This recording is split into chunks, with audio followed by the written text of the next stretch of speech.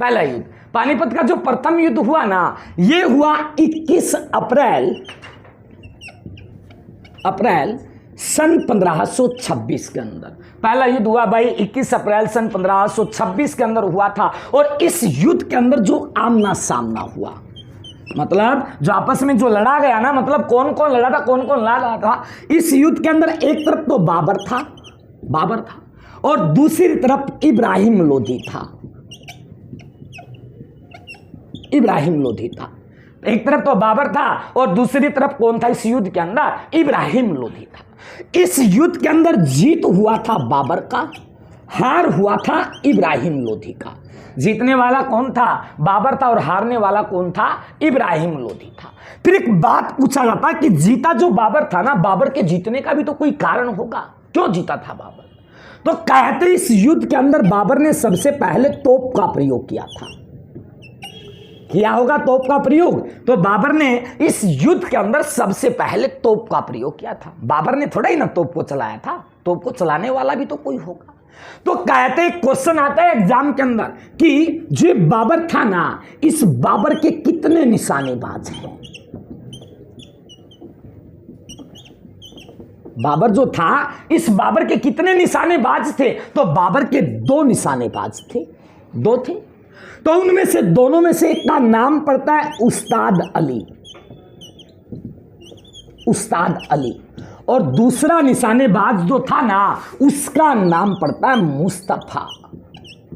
तो बाबर के कितने निशानेबाज थे? 2 निशानेबाज थे, एक का नाम पड़ा उस्ताद अली और दूसरे का नाम पड़ा मुस्तफा। एक तो कारण था बाबर के जीतने का ये, और दूसरा कारण एक और था कि इस युद्ध के अंदर बाबर ने एक नीति अपनाया। इस युद्ध के अंदर बाबर ने एक नीति अपनाया, उस नीति का नाम पड़ता है तुगलकमान नीति।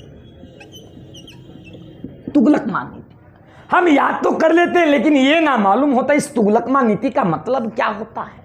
याद तो दुनिया कर लेता है, लेकिन यह तो पता होना चाहिए इस नीति का मतलब क्या होता है, क्यों इसने इस नीति को अपनाया था। तो बाबर ने कहा अपने सैनिकों से, अगर हम सीधा जाकर के मेरे दोस्त से इब्राहिम लोधी की सेना से टक्कर करते हैं तो हमको हार का सामना देखना पड़ेगा कि ना पड़ेगा। अगर हमको किसी चीज के बारे में मालूम ना है और उससे जाकर के हम टकराते हैं तो हमको मुंह की पड़ेगी, क्योंकि वापिस मारने वाला भी तो हथियार है।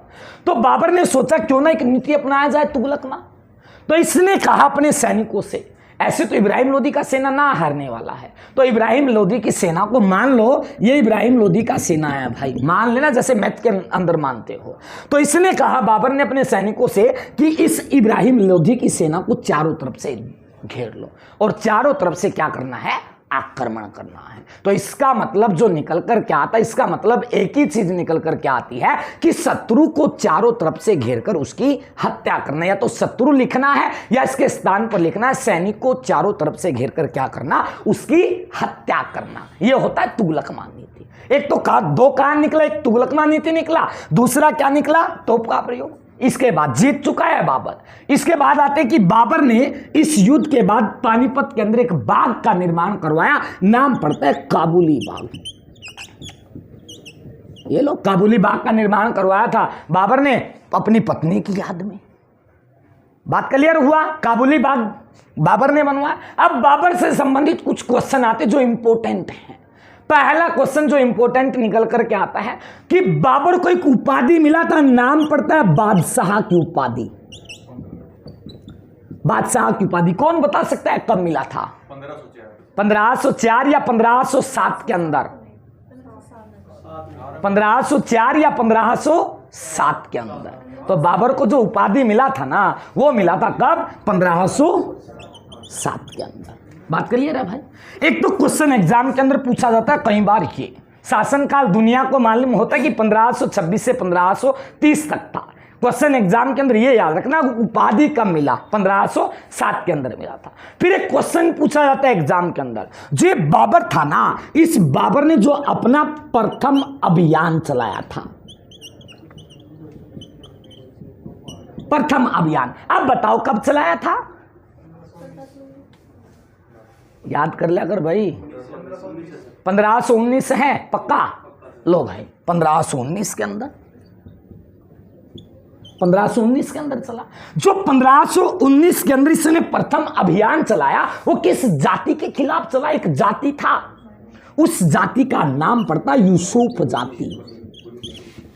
कौन सी जाति थी? यूसुफ जाति। और ये क्वेश्चन में दोस्त रेलवे के एग्जाम के अंदर कई बार देखने को मिला है कि बाबर ने अपना प्रथम अभियान कब और किस जाति के खिलाफ चलाया था? 1519 के अंदर यूसुफ जाति के खिलाफ चलाया था। इसके पिता का नाम याद रखना चाहते तो रख सकते हो, अमर शेख मिर्जा था। माता का नाम पड़ता है कुतुलुग निगार खानम। बात क्लियर है? कुतुलुग निगार खान, शासनकाल 1526 से 1530 तक था। किसका? बाबर का। ये तो था बाबर से संबंधित। इसके बाद आता इब्राहिम लोधी। जो इब्राहिम लोधी है ना, इस इब्राहिम लोधी का जो मकबरा पड़ता है वो पड़ता है कहां पर? हरियाणा के पानीपत जिले के अंदर। यहां से इतना याद रखना, क्योंकि जब लोधी वंश होगा, लोधी वंश के बारे में तो पूरा का पूरा डिटेल बताऊंगा। अब बताने लगा तो पानीपत जिला पूरा ना करवा पाऊंगा, ठीक है ना? इतना याद रखना, इब्राहिम लोधी का मकबरा कहां पर है? हरियाणा के पानीपत जिले के अंदर। आपको याद रखना पानीपत के युद्ध से, प्रथम युद्ध जो हुआ था ना, वहां से ये बात याद रखना। इसके बाद आते हैं पानीपत का दूसरा युद्ध। ये तो पहला था, अब आते हैं दूसरे युद्ध की तरफ। जो पानीपत का जो दूसरा युद्ध हुआ ना, ये लो दूसरा युद्ध, ये हुआ था। कब हुआ था? अरे बोलो, 5 नवंबर ना बोला जाता, सन 1556 के अंदर हुआ। पानीपत का दूसरा युद्ध हुआ 5 नवंबर सन 1556 के अंदर हुआ था। और इस युद्ध के अंदर जो आमना सामना होता है, तो इस युद्ध के अंदर भी अलग अलग निकल कर के आएंगे। एक तरफ तो निकल कर के आता है मेरे दोस्त क्या? अकबर निकल कर के आता है। और दूसरी तरफ कौन निकल कर के आता है? हेमू हेमचंद्र निकल कर के आता है। अकबर और हेमू हेमचंद्र निकल कर के आते हैं। तो यहां से देखना क्वेश्चन क्या क्या निकलेंगे। यहां से भी बड़े इंपॉर्टेंट क्वेश्चन निकलते हैं। पहला, जो अकबर था इसने पानीपत का दूसरा युद्ध लड़ा, लेकिन कहते हैं अकबर की तरफ से जो नेतृत्व किया था, नेतृत्व कौन था भाई? बैरम खां था। बैरम खां, तो अकबर की तरफ से नेतृत्व करने वाला जो था उसका नाम पड़ता है बैरम खां था। जो बैरम खां ने नेतृत्व किया ना, कब? पानीपत के दूसरे युद्ध के अंदर। किसका नेतृत्व किया? अकबर का। हर चीज के पीछे एक मतलब लगता है, क्यों? एक चीज का मतलब होता है क्यों। जिसने इस क्यों का मतलब समझ लिया ना, जिसने इस क्यों का मतलब समझ लिया, कभी जिंदगी के अंदर वो पीछे रह ही ना सकता। ऐसा काम क्यों किया, क्यों का मतलब समझ लेना, क्यों। तो यहां से इसने इसका नेतृत्व क्यों किया। करने का मतलब एक था, क्योंकि उस समय जो अकबर था ना, वो एक नादान बच्चा था। 13 वर्ष कुछ महीने का था, कईयों के अंदर 13, 12.5। लेकिन कहते हैं अकबर का जो जन्म हुआ था ना, वो हुआ था 1542 के अंदर, और इसका जन्म हुआ था अमरकोट के अंदर। ये लो, अमरकोट, अमरकोट के अंदर हुआ था भाई। अमरकोट सभी को मालूम है कहां पर है? पाकिस्तान के अंदर है। तो अमरकोट पाकिस्तान के अंदर हुआ था। 1542 से 1556 तक चले जाना, कुछ 13 वर्ष कुछ महीने का था, जहां पर अकबर का जन्म हुआ। इसी कारण से नेतृत्व किया बैरम खां ने, और जीत हुआ बैरम खां का, हार हुआ हेमू हेमचंद्र का। ये लो, जीतने वाला कौन था? बैरम खां था। हार हुआ था किसका? हेमू हेमचंद्र का हार हुआ था। बात क्लियर? तो जीता बैरम खां था। तो इस बात को याद रखना कि पानीपत के दूसरे युद्ध के अंदर अकबर का जीत हुआ था, लड़ाई करके जीता बैरम खां था, हार हुआ था हेमू हेमचंद्र का हार हुआ था। इसके बाद याद रखना हेमू हेमचंद्र से, जो हेमू हेमचंद्र है ना, ये दिल्ली की गद्दी पर बैठने वाला अंतिम हिंदू शासक है। क्या है भाई? अंतिम हिंदू शासक है, और रेवाड़ी जिले से संबंधित एक बनिया जाति से संबंधित है। और इसका जो किला पड़ता है ना, इसका जो किला पड़ता है वो भी पड़ता है कहां पर? हरियाणा के पानीपत जिले के अंदर ही पड़ता है। और एक गांव पड़ता है, उस गांव का नाम पड़ता है सोंधापुर गांव। नाम सुना होगा सोंधापुर गांव का, वो पड़ता है पानीपत जिले के अंदर। तो किला भी पानीपत के अंदर आता है। इसका जो कहते हैं, इसका जो संबंध माना जाता है हेमू हेमचंद्र का, रेवाड़ी जिले से माना जाता है, बनिया जाति से संबंधित था। तो और दिल्ली की गद्दी पर बैठने वाला अंतिम हिंदू शासक था। बात क्लियर है भाई? इसके बाद आता हूं पानीपत के तीसरे युद्ध के ऊपर। ये लो, तो एक युद्ध आया, नाम पड़ा पानीपत का तीसरा युद्ध। तीसरा युद्ध, जो पानीपत का तीसरा युद्ध हुआ ना, ये हुआ 14 जनवरी सन 1761 के अंदर। 14 जनवरी का दिन था सन 1761 का उस साल था जो पानीपत का तीसरा युद्ध होता है। इस युद्ध के अंदर बड़ा ही पता नहीं क्या क्या बताऊंगा, क्या हुआ था क्या ना हुआ। तो तीसरा युद्ध हुआ 14 जनवरी 1761 के अंदर। इस युद्ध के अंदर जो नेतृत्व किया गया, आमना सामना किया गया, एक तरफ तो अहमद शाह अब्दाली था, अहमद शाह अब्दाली था, और दूसरी तरफ कौन थे? मराठों के बीच में हुआ था। अहमद शाह अब्दाली व मराठों के बीच में पानीपत का क्या हुआ? तीसरा युद्ध लड़ा गया था। इस युद्ध के अंदर जीत हुआ अहमद शाह अब्दाली का, हार हुआ इन मराठों का। हार मराठे चुके थे, जीत अहमद शाह अब्दाली चुका था। जे मराठा था ना, इन मराठों की तरफ से जो नेतृत्व किया था, कौन था? सदाशिव राव भाऊ था। तो मराठों की तरफ से नेतृत्व कदे का दा बाहू लिख लो, बाहू ना लिखियो, भाऊ लिख लेना। सदाशिव राव भाऊ था जिसने पानीपत के अंदर मराठों की तरफ से नेतृत्व किया था। और उस समय मराठा कौन था? पेशवा बालाजी बाजीराव मराठा था। तो जीत अहमद शाह अब्दाली का, हार सदाशिव राव भाऊ का मराठों का हुआ था। और कहते हैं पानीपत के तीसरे युद्ध के अंदर यहां पर मराठों का इतना रक्त बहा था, इतना रक्त बहा था कि जमीन के अंदर रक्त इकट्ठा होने के कारण उस जमीन का रंग कैसा पड़ गया? काला पड़ गया। और वहां पर जो आम के वृक्ष हुआ करते थे उनका रंग भी कैसा पड़ा? काला पड़ा, काला पड़ा था भाई। तो इस बात को याद रखना, जो हरियाणा के अंदर एक स्थान पड़ता है काला अम्ब नामक स्थान, जो इसका जो नाम पड़ा ना, इसका नाम पड़ा था पानीपत के तीसरे युद्ध के नाम पड़ा था, क्योंकि वहां पर जो खून इकट्ठा हुआ था, वहां पर जो आम के वृक्ष का रंग काला पड़ा था, उसी दिन से हम काला अम्ब बोलने लगे थे। और ये काला अम्ब नामक जो स्थान है ना, ये बड़ा इंपॉर्टेंट है, ये बड़ा इंपॉर्टेंट है। क्वेश्चन से क्वेश्चन निकालना सीखो। ये काला अम्ब था, यहां से एक योजना की शुरुआत हुआ, यहां से एक योजना की शुरुआत हुआ और उस योजना का नाम पड़ता है बेटी बचाओ, बेटी बचाओ बेटी पढ़ाओ अभियान। बेटी बचाओ बेटी पढ़ाओ अभियान, इसकी शुरुआत हुआ था। अगर पूछे ना बेटी बचाओ बेटी पढ़ाओ अभियान की शुरुआत किस स्थान से हुई, सतान पूछे तो सतान आता है, तो अंसुर काला अम्ब से हुआ था। और जिला पूछे तो अंसुर आता है हरियाणा का पानीपत जिला। बात क्लियर है भाई। तो बेटी बचाओ बेटी पढ़ाओ अभियान की शुरुआत काला अम्ब डिस्ट्रिक्ट पानीपत से हुआ था। और इसका उद्घाटन जो किया, उद्घाटन करने वाले कौन थे? नरेंद्र मोदी जी थे। ये लो भाई, कदे का दखा कर सीधा में लिखा पाओ मोदी। हाँ, रिस्पेक्ट दो भाई, इज्जत दो उस इंसान को, पीएम है। ये थोड़ा ना, एक बार आप लोगों ने सुना होगा, भारतीय जो प्रधानमंत्री नरेंद्र मोदी जी, उसका काफिला 20 मिनट तक पुल के ऊपर रोक दिया गया था।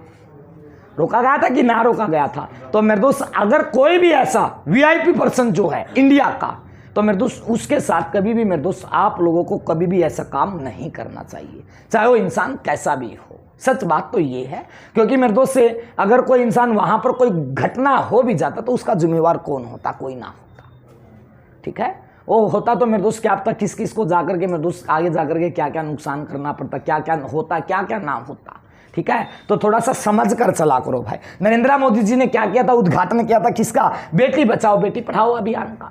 तो इस अभियान की जो पहली ब्रांड एम्बेसडर बनी, पहली ब्रांड एम्बेसडर जो बनी थी ना, उसका नाम पड़ता है परिणीति चोपड़ा। पहली ब्रांड एम्बेसडर बनी कौन भाई? परिणीति चोपड़ा।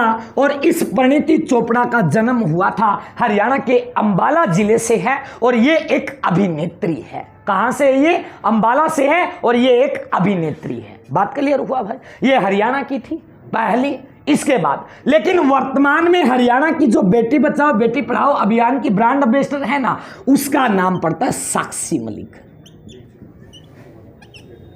साक्षी मलिक, इसका जन्म हुआ था रोहतक के अंदर, और रोहतक के अंदर एक गांव पड़ता है, उस गांव का नाम पड़ता है मोखरा गांव। मोखरा गांव पड़ता जहां पर इसका जन्म हुआ था। और कहते इसका जन्म हुआ था 3 सितंबर सन 1992 के अंदर हुआ था। किसका जन्म हुआ था? साक्षी मलिक का। कहां पर? मोखरा गांव के अंदर। ये लो मोखरा गांव। और मोखरा गांव पड़ता है हरियाणा के किस जिले के अंदर? हरियाणा के रोहतक जिले के अंदर। ये है वर्तमान में। अब एक क्वेश्चन आता है, हरियाणा के सोनीपत जिले से बेटी बचाओ बेटी पढ़ाओ अभियान की ब्रांड एम्बेसडर सोनीपत से, तो सोनीपत से है, नाम पड़ता है अन्नू कुमारी। ये वो अन्नू कुमारी है जो यूपीएससी के अंदर क्या लेकर के आई थी? सेकंड रैंक लेकर के आई थी। जो ये अन्नू कुमारी जो है ना, ये यूपीएससी के अंदर सेकंड रैंक लेकर के आई थी, जिसका नाम इसको बेटी बचाओ बेटी पढ़ाओ अभियान की क्या बनाया गया है? ब्रांड एम्बेसडर बनाया गया। कहां से? सोनीपत से। ये तो था हरियाणा के अंदर से। लेकिन क्वेश्चन पूछा जाता है कि भारत के अंदर बेटी बचाओ बेटी पढ़ाओ अभियान की ब्रांड एम्बेसडर कौन है? तो उसका नाम पड़ता है माधुरी दीक्षित। बात कर लिया। देख माधुरी दीक्षित का नाम ले देखा, देखे मुंह पतो रौनक सी आ गई है भाई। घराड़ी ने बेरा पाट के तो नू नहीं बेरा किंग लगेंगे हैं। ऊंच जब का तू चुपचाप बैठा है और माधुरी दीक्षित का नाम मान दे, तू पता नहीं क्यों खुलसा गया भाई। है कोई जवाब है? हाँ, अब कहां से जवाब निकलेगा? तो याद क्लियर है भाई? इस बात को याद रखना, क्योंकि यहां से क्वेश्चन पूछ सकता है एग्जामिनर के अंदर। इसके बाद जो क्वेश्चन आता है, ये तो था साक्षी मलिक के बारे में जो कालम से योजना चला था। इसके बाद हरियाणा का जो सबसे पहला अनाज बैंक बनाया गया, हरियाणा के अंदर एक अनाज बैंक बना। तो इस बात को याद रखना कि हरियाणा का सबसे पहला, हरियाणा का सबसे पहला अनाज बैंक, अनाज बैंक, हरियाणा का सबसे पहला अनाज बैंक बनाया गया हरियाणा के इसी पानीपत जिले के अंदर। और ये अनाज बैंक बना था 17 अप्रैल सन 2016 के अंदर बनाया गया था। और ये हरियाणा का ही नहीं, भारत का भी सबसे पहला अनाज बैंक था। ये हरियाणा के साथ साथ भारत का भी पहला अनाज बैंक था। और हरियाणा के अंदर ये सबसे पहले खोला गया था। कहां पर? हरियाणा के इसी पानीपत जिले के अंदर। क्लियर हुआ? इसके बाद दूसरा क्वेश्चन याद रखना है, इस पानीपत जिले को बुनकर नगरी के नाम से जानते हैं। बुनकर नगरी या बुनकरों का शहर कहा जाता है हरियाणा की किस जिले को? पानीपत जिले को। ऊन सिटी कहा जाता है पानीपत जिले को। क्लियर हुआ भाई? बुनकर नगरी के नाम से कौन सा जिला जाना जाता है? पानीपत जिला। इसके बाद आपको याद रखना है कि हरियाणा के अंदर से जो बासमती चावल का, यह क्वेश्चन बड़ा इंपॉर्टेंट है, हरियाणा के अंदर से जो बासमती चावल का आयात व निर्यात होता है, आयात व निर्यात होता है, तो पानीपत जिले से होता है। अगर क्वेश्चन पूछे कि बासमती चावल सबसे ज्यादा होते कहां पर है, तो करनाल के अंदर एक स्थान आता है जिसका नाम पड़ता है तरावड़ी। तरावड़ी नाम सुना होगा, करनाल के अंदर पड़ता है। वहां पर तो उगाए जाते, लेकिन आयात निर्यात जो सबसे ज्यादा होता है ना, वो होता है कहां से? पानीपत से होता है। एक तो क्वेश्चन आता है। इसके बाद आपको याद रखना है कि भारतीय सैनिकों के लिए, सैनिकों के लिए जो 75% कंबल पहुंचाए जाते हैं, कंबल पहुंचाए जाते हैं इसी पानीपत से। भारतीय सैनिकों के लिए जो कंबल तैयार होते हैं पानीपत के अंदर से। भारतीय सैनिकों के लिए जो बक्से बनाए जाते हैं, बक्से बनाए जाते हैं यमुनानगर के अंदर। भारतीय सैनिकों के लिए जो वो कह दिया करो ना, संदूक, हरियाणवी भाषा में संदूक, वो यमुनानगर, ठीक है। और कंबल पानीपत। और तीसरा आता है भारतीय सैनिकों के लिए जो मांस जाता है, भारतीय सैनिकों के लिए जो मांस जाता है ना, वो मांस जाता है हरियाणा के नुहू जिले से। मेवात जिले का नाम बदलकर हमने क्या कर दिया, नूहू कर दिया।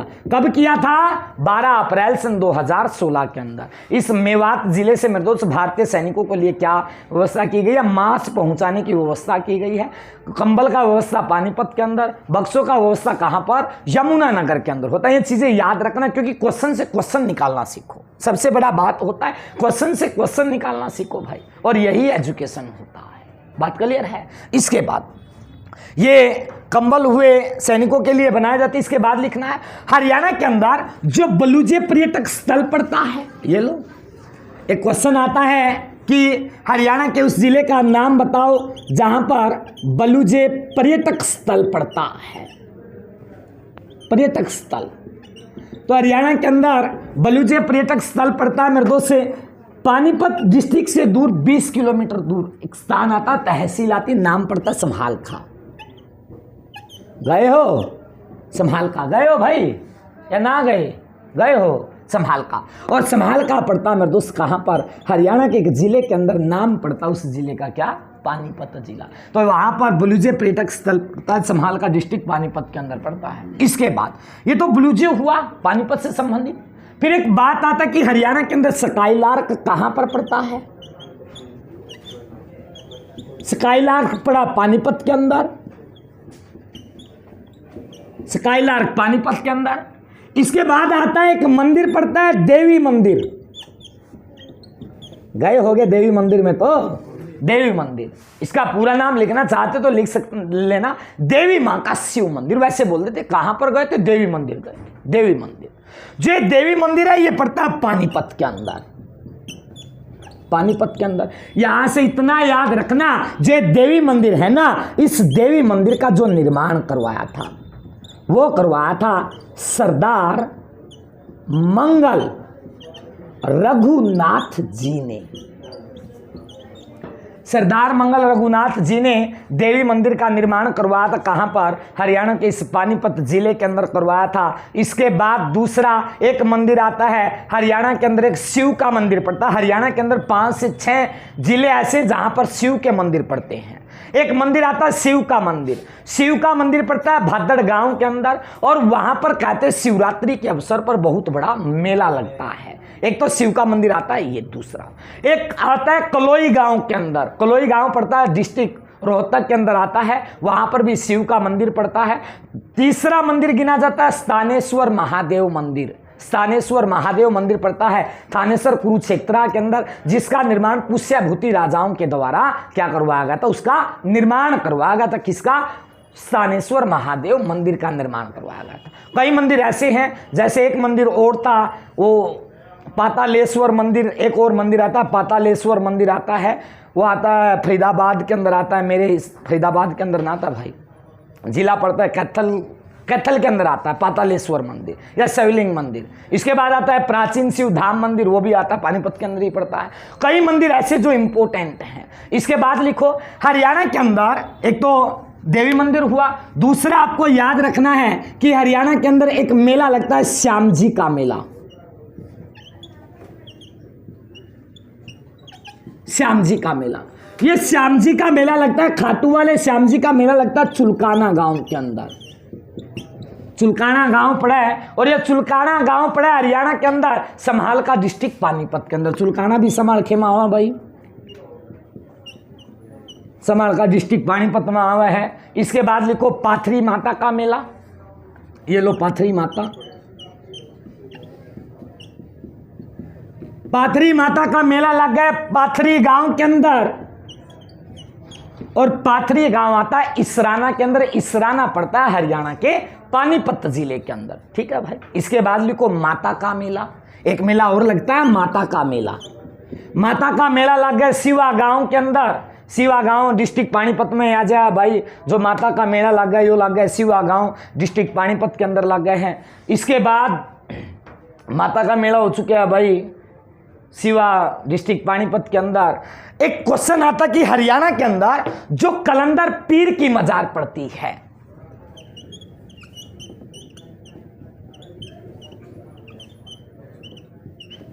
कलंदर पीर की मजार, कलंदर पीर की मजार पड़ती है हरियाणा के पानीपत जिले के अंदर।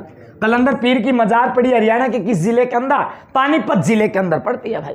लेकिन यहां से एक बात याद रखना, अगर क्वेश्चन आता है एग्जाम के अंदर ये कि हरियाणा के अंदर कलंदर पीर का जो मेला लगता है वो भी कहां पर लगता है? पानीपत के अंदर लगता है। लेकिन कलंदर पीर का जो मेला लगता है ना, वो लगता है रमजान के महीने में लगता है। तो हरियाणा के अंदर जो कलंदर पीर का मेला लगता है वो किस महीने में लगता है भाई? रमजान के महीने में इस मेले का आयोजन किया जाता है। कहां से? पानीपत के अंदर किया जाता है। बात क्लियर हुआ भाई? इसके बाद जो क्वेश्चन आता है, तो कलंदर पीर का मेला मजार पानीपत के अंदर, एक क्वेश्चन और पूछा जाता है जो इंपॉर्टेंट है कि हरियाणा के इस पानीपत जिले का जो प्रमुख खनिज माना जाता है, प्रमुख खनिज, तो पानीपत जिले का जो प्रमुख खनिज माना जाता है उसका नाम पड़ता है गंधक। गंधक और पोटास को मिलाकर के बम विस्फोटक पदार्थ माना जाता है। कभी इसको एक्सपेरिमेंट करने का देखो, हरियाणा वाले जो है ना, इनको एक्सपेरिमेंट कुछ ज्यादा करके देखते हैं। कभी घर पर जाकर के इनका एक्सपेरिमेंट करके देखो, बड़ा पछताओगे भाई। इन दोनों को एक साथ मिला करके मत पीट देना भाई, ना भाई साथ में तो काट देगा। इतना खतरनाक विस्फोट हो जाए भाई इसमें, तो ये छोटी छोटी चीज़, छोटी छोटी गलती ना करियो। तो प्रमुख खनिज कौन सा पाया जाए भाई? गंधक पाया जाओ। हरियाणा के किस जिले का प्रमुख खनिज माना जाता है? हरियाणा के पानीपत जिले का प्रमुख खनिज माना जाता है। बात क्लियर हुआ? इसके बाद एक जहांगीर हुआ करता था। जहांगीर का एक हकीम हुआ करता था। जहांगीर का नाम सुना होगा। उसका एक हकीम हुआ करता था जिसका नाम पड़ता है मुखरब खान।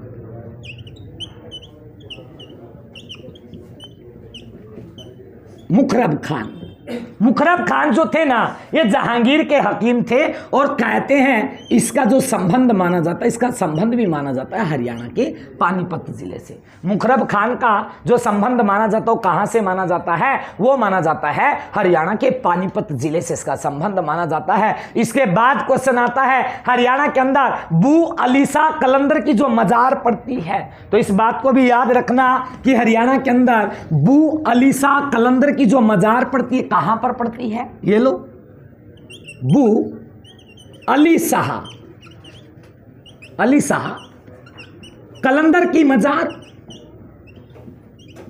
कलंदर की मजार ये पड़ती है पानीपत के अंदर। बू अली शाह कलंदर की मजार पड़ती है पानीपत के अंदर। इसके बाद याद रखना है हरियाणा के अंदर इंडियन ऑयल कॉरपोरेशन का जो तेल शोधक कारखाना पड़ता, तेल शोधक कारखाना याद रखना, इंडियन ऑयल तेल शोधक कारखाना,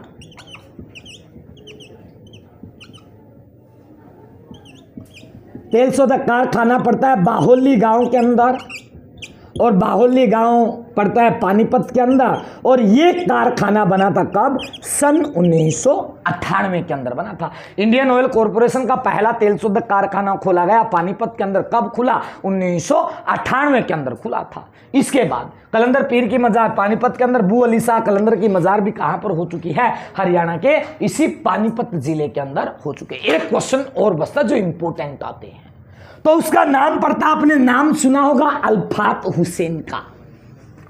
सुना कि ना सुना है भाई? अल्फात हुसैन पानीपत से ही थे। ये लो,